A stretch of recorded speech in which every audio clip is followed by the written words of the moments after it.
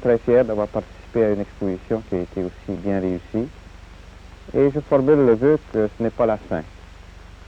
C'est l'exposition qui a été un moyen pour nous, les Canadiens, de prendre conscience de ce que nous sommes, de ce que nous voulons faire, de ce que nous pouvons faire.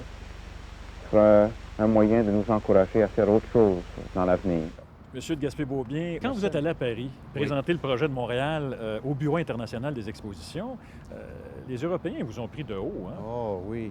Je me rappelle d'avoir entendu, j'étais avec Yves Jasmin, qui était directeur des communications, puis on a entendu deux Français dire « Ouh, ces petits Canadiens, ils viennent d'avoir quelque chose, on va voir ce qu'ils vont faire. Pour moi, ils réussiront jamais. » Et ça, on a entendu ça, puis on a dit « On va vous montrer qu'on est capable de faire quelque chose. » Et c'est pour ça qu'on n'a pas dormi après ça. Une des originalités de l'Expo 67, c'est le fameux passeport. Le passeport, là, je me souviens très bien oui. qu'on faisait valider à chacun des pavillons. Mais il y avait toute une stratégie, hein? C'était pas juste un bout de papier, ça. Non, c'était fait avec l'idée de niveler la foule. Quand on était à New York, on était traumatisés par les engouffrements, qu'il y avait une exposition avant. Alors, on a dit, qu'est-ce qu'on peut faire pour éviter chez nous de faire ça? Pour pas que les gens fassent la file tous au même endroit. Qu'est-ce qu'on pourrait faire pour amener les gens à aller même dans les petits pavillons?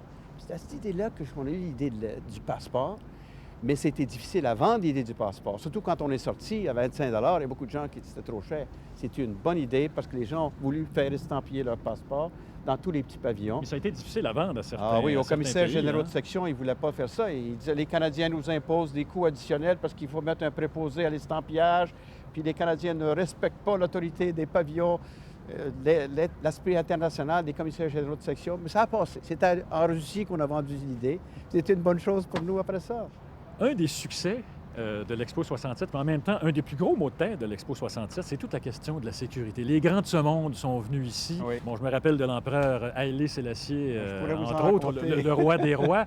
Et vous aviez consacré une journée à chaque dignitaire. On avait fait le mardi, le mercredi et le jeudi uniquement pour les chefs d'État. Mais vous aviez fait une erreur. Ah oui, j'ai C'était fait quoi? des erreurs. J'en ai fait pire que ça. C'était pas une mauvaise erreur. D'avoir désigné simplement une journée. Parce qu'ils venaient pour une journée, puis on avait cédulé un autre chef d'État le lendemain. Mais ils ont dit, écoutez, c'est le fun, ça, on peut-tu rester une journée? Ils sont restés 2 jours. Mais ils restaient 2 jours avec leur entourage, 40 personnes, des limousines. Il a fallu qu'on fasse un réaménagement complet du parcours qu'ils devaient, parce qu'il ne fallait pas qu'ils se croisent sur l'emplacement de l'expo. Le département du protocole a eu beaucoup de difficultés avec ça. L'erreur que vous aviez faite, c'est que cette expo-là était tellement intéressante que ces gens On a fait plusieurs erreurs. On avait planifié pour 350 000 de pointe, puis la première fin de semaine, on a frappé 550 000. Vous n'avez aucune idée des problèmes qu'on a dû avoir. Il a fallu fermer le métro à Berry-de-Montigny. Il a fallu, le soir, essayer de créer des nouveaux récipients pour ramasser les déchets. On n'avait pas assez de chambres de toilettes. Il fallait avoir des toilettes portatives. Il n'y a pas assez de restaurants parce qu'on avait planifié pour une autre journée. Il n'y a pas un restaurateur de Montréal que j'ai pu convaincre de venir sur l'emplacement de l'expo. Tout le monde avait peur. C'était un climat d'inquiétude. Ça ne réussirait pas à ce moment-là. Alors, il a fallu prendre des restaurateurs de d'autres parties du monde. Mais ça a changé. Dès que c'était une réussite, là, les autres restaurateurs voulaient faire application. Puis... Quand vous regardez tout ça aujourd'hui, on voit les terrains où ça s'est passé. Quand vous regardez tout ça, là, quelle est la plus grande fierté que vous en retirez? Probablement qu'on a pris conscience qu'on était capable de faire des choses bien.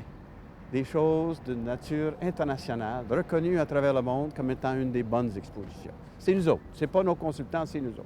Parce qu'on a travaillé fort, puis qu'on voulait réussir, puis on a servi du meilleur talent qu'on avait ici. Pas toujours avec le talent qu'on avait ici, il fallait en importer. J'ai convaincu Walt Disney de m'aider à venir faire la ronde. Il a travaillé avec... Il a prêté deux personnes gratuitement pendant 1 an. Il a travaillé avec des architectes canadiens. Puis après ça, ça nous est resté, ça, après. Alors, l'élément de fierté que moi, j'en reçois, c'est de voir qu'il y a peut-être des gens chez nous qui se sont réveillés et qui ont dit qu'on est capable de faire des choses importantes nous-mêmes.